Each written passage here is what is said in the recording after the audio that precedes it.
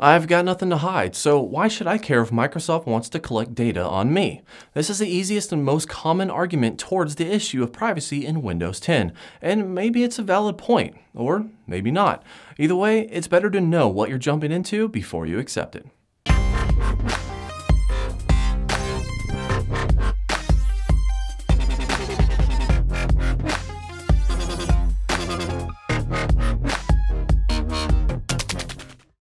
I know, Windows 10 has been a big topic for me lately, and I personally can't wait to stop talking about it. But for me, it's actually went through an evolution of being excited for the product and about the release to downright hating it for everything that it represents.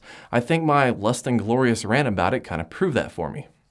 What really gets me though is the blind acceptance of Microsoft's new policy. Now, I understand their viewpoint on the matter, and at times I even feel like sometimes I'm held up on the principle more than anything else.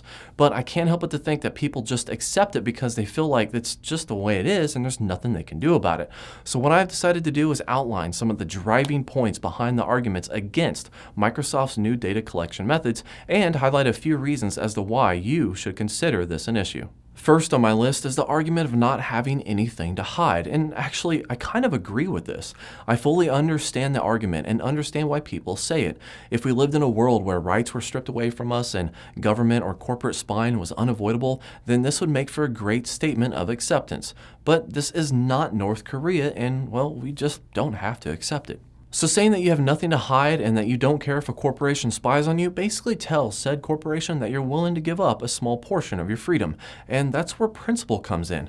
If I invite you over to my house and you steal a $1 bill that I had laying on my coffee table, I won't really care about the money. To me, I will just never trust or like you again because you stole from me, no matter what you took.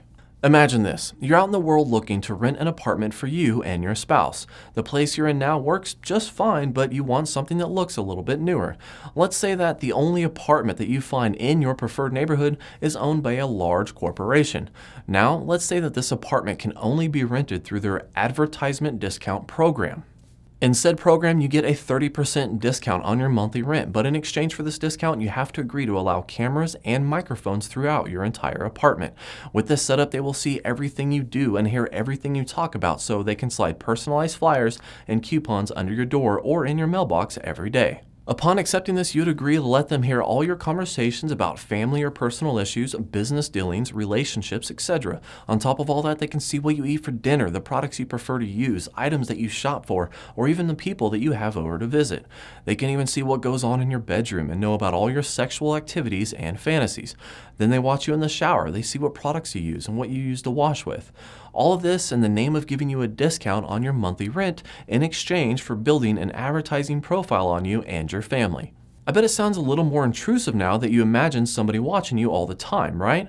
But what if you have nothing to hide? Why should you care if this corporation can see everything you do? I mean, surely all of the images that the camera collects are stored in a secure location, and there's no way that this can be compromised.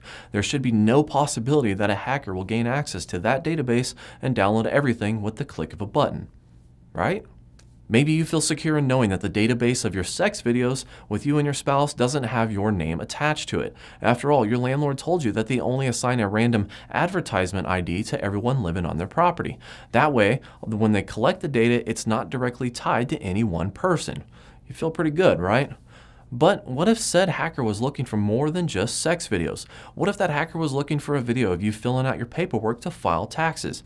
All of a sudden, he or she can read your full names, addresses, social security numbers, all off of the same video that your landlord used to learn how much you make per year and what you claimed. I know all this seems a little extreme, maybe even blown out of proportion, but if you look at what all Microsoft wants to collect on you, you might start to see my point. They claim not to collect personal data without your consent, and all data is collected to improve and personalize your Windows experience. Everything is saved under a unique advertisement ID without any direct ties to you as an individual. The problem is how far they have their hand in the cookie jar. They collect search queries submitted to Bing, voice commands given to Cortana, and private communications using both chat and email. If you happen to log into their servers and not use a local account, all of a sudden they have access to your browsing habits, favorites, every single website, username and password that you use. Even all of your contacts and calendar records are no longer private. Hell, they even log your own personal Wi-Fi network name and password, and they share it. So when you log into your tax website and you submit your data, or maybe you do a little bit of online banking, they can see all of that. Sure, they might not intentionally collect any of this information, but if they are logging your keystrokes, doesn't that just kind of happen by default?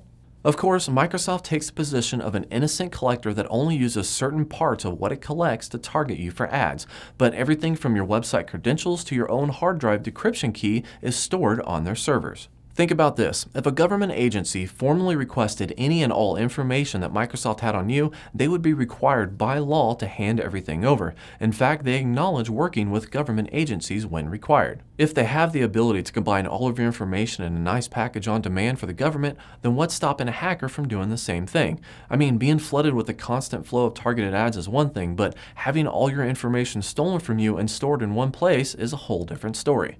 Everything I have just laid out for you has just been some of the biggest concerns with Windows 10. As you have heard, it's not all about people wanting to hide what they do. It's about people not accepting the invasion of privacy. Microsoft basically wants to put a permanent camera inside your house at all times to listen and watch everything you do in order to sell you more crap. There are more concerns about Windows 10. For example, they can scan your computer and disable unauthorized hardware or software, which kind of feels like an open search warrant that can be executed at any time. I'm not saying it's good to have stuff on your computer like that, but why should anyone have the right to search me at any time? In the end, you have to make your own conclusions on how you feel about the subject. You could choose to stick with older versions of Windows and avoid a few certain updates that add the similar tracking methods that Windows 10 has. Or maybe you can try a Linux build called Mint, whose interface is similar to that of Windows. Don't know anything about Linux? That's okay. There's a ton of tutorials online that you can use to set up a dual boot environment that will allow you to dip your feet into Linux and then jump back to Windows if you need to. Until something drastic happens, Microsoft will continue to spy on Windows 10 users. You can follow the steps I laid out in this video that will help you take back some of your privacy. But truth be told, Microsoft can go around anything you do in this video just by releasing an update to your system. Then all you're left with is a false sense of security and an ever-growing digital profile on Microsoft servers. Feel free to tell me your thoughts on the issue in the comments. And if you like this video, make sure to like it and subscribe below. As always, thanks for watching.